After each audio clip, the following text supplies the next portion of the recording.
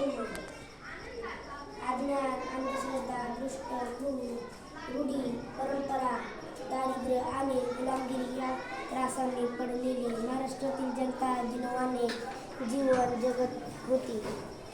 त्यातच दुष्काळ, पूर आणि या साथीचे रोग हे जनतेला मरणपंथाकडे ढकलीत होते.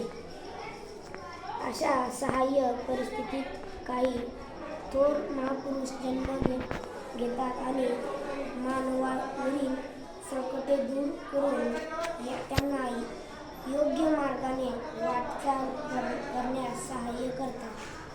महाराष्ट्र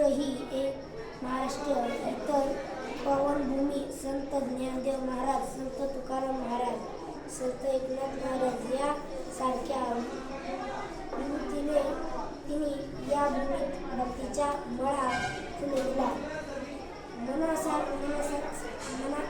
माणसातील माणुसकी जागृत करण्याचा प्रयत्न केला. बंधू भावाची शिकवण दिली.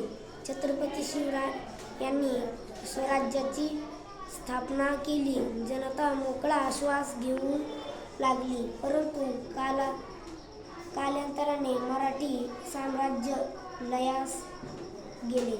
जनता इंग्रजी राजवटी भरडली जाऊ लागली.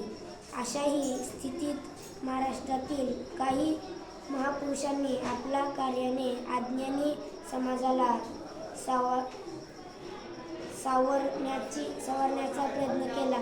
महात्मा फुले, राजश्री शाहू महाराज, महर्षी शिंदे, डॉक्टर बाबासाहेब आंबेडकर या महापुरुषांनी समाज सुधारक अंमलात आणण्यासाठी जीवनाचे रान केले.